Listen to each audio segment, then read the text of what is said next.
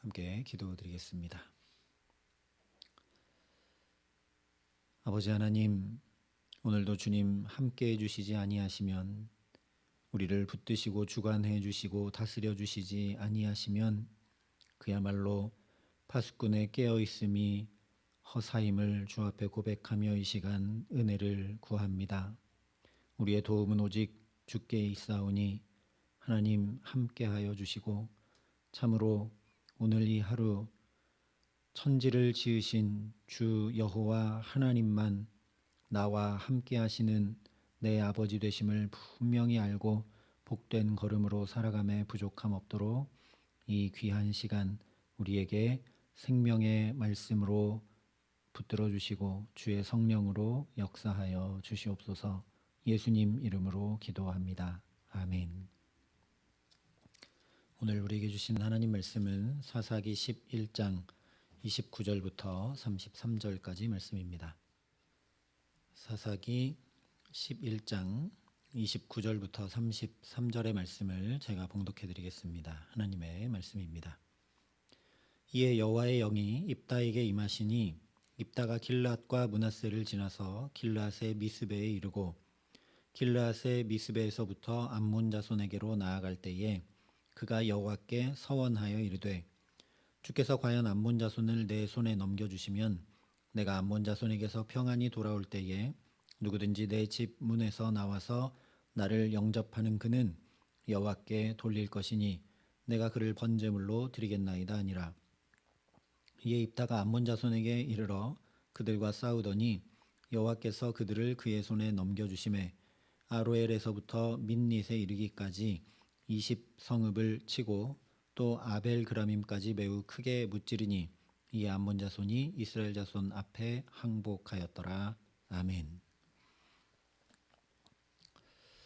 드디어 18년 동안 이스라엘을 압제하던 암몬과 전쟁하여 승리하게 됩니다. 이스라엘 앞에 암몬이 항복하게 됩니다. 그런데 이 전쟁에 앞서 가장 먼저 29절에 이렇게 말씀을 합니다. 이에 여호와의 영이 입다에게 임하시니 입다가 길앗과 므낫세를 지나서 길앗의 미스베에 이르고 길앗의 미스베에서부터 암몬 자손에게로 나아갈 때에. 앞서 27절에서 살펴본 대로 입다가 암몬 왕에게 하나님의 말씀을 계속 선포하는 동안 자기의 영혼이 새로워져서 하나님께서 친히 판결하여 주옵소서, 우리의 사사가 되어 주시옵소서, 유일한 우리의 왕이 되어 주시옵소서라고 간구했습니다. 이 믿음의 고백 가운데 하나님의 영이 입다에게 임하게 되었고, 그래서 지금 암몬과의 전쟁을 치르기 위해 나아갑니다. 그리고 그 결과는 말씀드린 대로 큰 승리를 거두고 암몬이 항복하게 되죠. 하나님께서 입다의 손에 넘겨주셨다. 32절에 말씀합니다. 그래서 말할 필요도 없는 승리를 거두게 되는 것이죠. 일막 마지막 사사인 기드온의 경우도 보면 하나님의 말씀을 그대로 준행하여서 바알의 제단을 파괴한 후에 기드온에게 하나님의 영이 임해왔고 미디안과 전쟁에서 크게 승리합니다. 사사기 첫 사사인 온니엘의 경우도 하나님의 영이 임해와서 메소보다미아 왕 구산 리사다임을 치고 승리하여 평화 시대를 엽니다. 이 반복과 강조에서 분명히 드러나고 있는 것은 하나님의 영이 함께 하실 때 승리하게 된다는 거죠. 그러면 우리가 사사기 말씀을 쭉 보면서 하나님의 영을 구하지 않는 것이 얼마나 이상하고 미련한 일인지 알 수밖에 없는 것입니다. 사사들과 가나안 족속들 사이의 전쟁은 실제 역사이기도 하지만 그저 역사에 불과한 것이 아니라 성경적인 맥락 안에서 오늘도 우리에게 있는 영적 전쟁을 나타냅니다.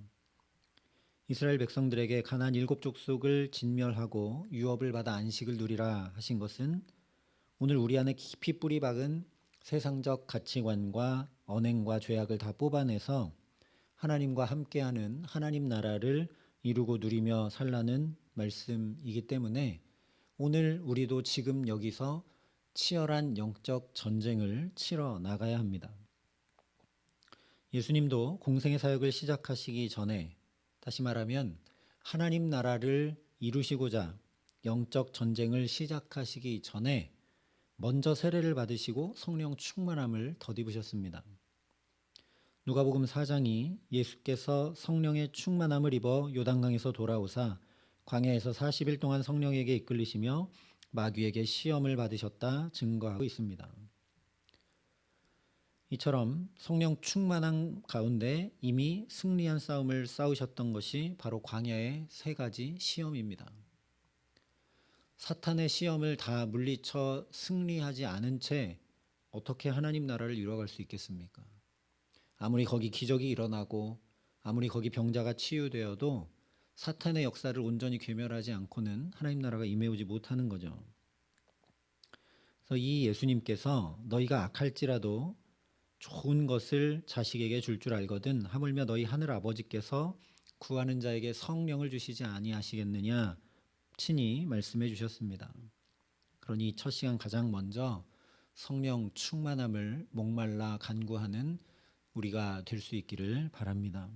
그래서 예수님 뒤따라 하나님의 전신갑주를 입고 능히 마귀의 간궤를 대적하며 이런저런 사람과 사건과 환경들 가운데 우리도 이미 승리한 싸움을 그저 확인하며 살아가는 복된 날 되게 하시기를 예수님의 이름으로 축원합니다. 얘기가 이렇게만 끝나면 너무나 좋을 것 같은데 30절 31절이 이렇게 말씀하죠. 그가 여호와께 서원하여 이르되 주께서 과연 암몬 자손을 내 손에 넘겨주시면 내가 암몬 자손에게서 평안히 돌아올 때에 누구든지 내 집 문에서 나와서 나를 영접하는 그는 여호와께 돌릴 것이니 내가 그를 번제물로 드리겠나이다 하니라. 지난 시간 살펴본 것처럼 이것은 전혀 서원 기도가 아닙니다. 몰렉이라는 우상 신전에서 나는 인신 제사를 드리겠다는 것 자체가 하나님에게서 벗어난 것이고 너무나 악한 것임을 우리가 함께 살펴봤습니다. 그렇기 때문에 우리에게 강하게 드는 의문은 왜 하나님의 영이 임해왔음에도 불구하고 입다가 이렇게 말도 안 되는 잘못된 서원을 하고 있는가 하는 것이죠. 하나님의 영이 입다에게 임해왔으니까 하나님의 영에 붙들려서 거룩하고 온전한 사사로 행하게 될 것 같은데 왜 이렇게 한참 어긋나게 되었느냐라는 겁니다. 이것을 통해 우리가 두 가지 중요한 사실을 알게 됩니다. 첫 번째는 입다에게 하나님의 영이 임해왔음에도 잘못된 서원을 드린 이유는 입다가 하나님을 잘못 알았기 때문입니다. 입다는 인신제사를 행했던 이방의 몰렉신처럼 하나님도 인신제사를 받으시는 분으로 알고 있었습니다. 그렇지 않고서는 이런 서원을 할래야 할 수가 없는 거죠. 입다는 즉 자신이 살던 시대, 주변 상황, 사람들의 모습을 통해 하나님을 이해했다라는 겁니다.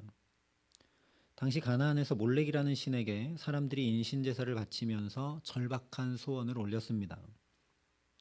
어떻게 그럴 수가 있느냐? 하지만 사실 우리도 쉽게 범하게 되는 오류입니다. 즉 세상의 풍습과 가치와 기준과 경험을 통해 하나님을 바라보고 이해하고 알려는 오류라는 말씀입니다. 주로 그래서 우리가 범하게 되는 오류가 뭐냐면 하나님을 우리와 같이 생각하게 되어서 잘못하면 징계하고 잘하면 복주고 그런 분으로 하나님을 오해하며 생각할 때가 참 많습니다. 일이 이렇게 잘못된 것은 내가 하나님 앞에 잘못했기 때문이지. 그런 거 전혀 아닌데 우리가 그렇게 여길 때가 참 많다라는 거죠. 하나님을 우리의 안목과 우리의 경험과 우리의 지혜로 알아가는 것은 말이 안 되는 일입니다. 하나님을 알라고 우리에게 분명히 계시해 주신 것이 바로 성경 말씀입니다. 말씀을 통해 하나님을 바로 알아가야 합니다. 또한 하나님의 형상이시자 말씀이 육신이 되신 예수 그리스도를 통해 알아가야 합니다. 그러니 더욱 말씀을 가까이 하고 예수를 깊이 생각함으로 하나님을 조금이라도 더 알아가는 복된 날 될 수 있기를 바랍니다. 하나님을 알기를 힘쓰자고 호세아 선지자는 외쳤고 예수님도 하나님을 아는 것이 영생이라 말씀하셨습니다. 오늘도 하나님 이 하루 사는 동안 하나님을 바로 알고 온전히 알고 깊이 알고 풍성히 알 수 있도록 주님 내게 말씀이 끊임없이 들려오게 하시고 내가 예수님 놓치지 않고 똑바로 바라보며 이 하루 살아가게 하여 주옵소서 간구하는 저와 여러분 될 수 있기를 바랍니다. 그러나 입다가 이렇게 하나님을 잘못 알고 있었다고 해도 아니 그러면 하나님의 영이 임하면 그 잘못 알고 있던 것 좀 바로 잡혀야 되는 건 아닌가 하는 의문이 여전히 남게 되죠. 하지만 이것도 일막의 마지막 사사인 기드온을 다시 생각해 보면 우리가 쉽게 이해할 수 있습니다. 기드온에게 하나님의 영이 임해 왔습니다. 그런데 그가 하나님의 영이 임해 온 후 한 행동이 뭐냐면 담대히 전쟁에 나가 승리를 쟁취해 온 것이 아니라 양털 뭉치를 이렇게 갖다 놓고 하나님을 시험하는 일이었습니다. 하나님의 영이 임해 오기 전에 이미 기드온에게는 너는 가서 저 이방 족속을 쳐서 멸하고 이스라엘을 구원하라 분명히 말씀해 주셨는데 그 말씀에 순종하지 않는다는 거죠. 양털 뭉치 딱 갖다 놓고 하나님 시험합니다. 내가 미디안과 전쟁에서 승리할 것임을 분명히 알 수 있도록 하나님 능력을 여기다 나타내 보이라는 것이었죠. 그래서 한 번은 양털에만, 다음번에는 양털을 빼고 다른 모든 곳에 이슬이 내리게 해 주셨음에도 불구하고 기드온이 여전히 300명만 남아있는 군사를 보고 또 두려워합니다. 그런 기드온이지만 하나님 여전히 두려워하지 말라 친히 찾아와 말씀해 주시며 저 적진 한가운데 가서 저들이 뭐라 하나 들어봐라 해서 그들이 꾼 꿈을 이야기하고 해몽하는 것을 듣게 하시자 그러자 그제서야 드디어 하나님만 바라보며 기드온이 믿음으로 나갑니다. 이 과정에서 우리가 무엇을 봐야 되느냐? 하나님의 영이 아무리 내게 충만히 임해와도 내가 그 하나님의 영을 주목하지 않고 눈을 들어 사람을 보고 환경을 보고 또 나를 보고 이러면 누구든지 두려움에 휩싸여 잘못된 판단과 결정으로 행하게 된다라는 거죠. 오늘 입다 역시 마찬가지라는 겁니다. 하나님의 영이 임해 왔습니다. 어쩌면 하나님의 영이 충만히 임해 왔기 때문에 그래서 어떻게 하면 하나님께 내가 전부를 드리면서 헌신하며 나도 나갈 수 있을까? 물론 잘못된 서원이지만 그렇게 했는지도 모릅니다. 그런데 그렇게 하나님의 영이 충만히 임해 왔을 때 하나님의 영에 의지하여서 순종함으로 나간 것이 아니라 자신을 바라보고 자신을 의지하려 했기 때문에 이런 결과물이 나오게 된다라는 거죠. 성경이 분명히 말씀해 줍니다. 갈라디아서 5장에 육체의 소욕은 성령을 거스른다 말씀합니다. 성령이 충만히 임해오면 잘할 것 같지만 아니요. 육체의 소욕을 버리지 않으면 충만히 임해온 성령을 따라갈 수가 없다라는 겁니다. 에스겔서에 하나님께서 새 영을 너희 속에 두고 새 마음을 너희에게 주되 너희 육신에서 굳은 마음을 제거하고 부드러운 마음을 줄 것이며 또 내 신을 너희 속에 두어 너희로 내 율례를 행하게 하리니 너희가 내 규례를 지켜 행할지라 말씀해 주셨습니다. 하나님이 굳은 마음 제해 주시고 복된 마음을 주시고 하나님의 영을 주셔서 율례를 행하게 하셔도 너희가 내 규례를 지켜 행할지라 하신 그 말씀대로 규례를 지켜 행하지 않으면 아무 소용없는 거죠. 어려운 얘기가 아닙니다. 영적 수준에 이르러야만 이해할 수 있는 얘기가 아니라는 겁니다. 우리도 누군가 옆에서 아무리 도와주려고 해도 또 설득해도 내가 그 말 듣고 따르지 않으면 아무 소용없는 것과 똑같은 일입니다. 하나님은 우리를 로봇처럼 아바타처럼 조종하는 분이 아니시라는 거죠. 우리가 성령과 하나님을 그렇게 잘못 이해하기 쉽습니다.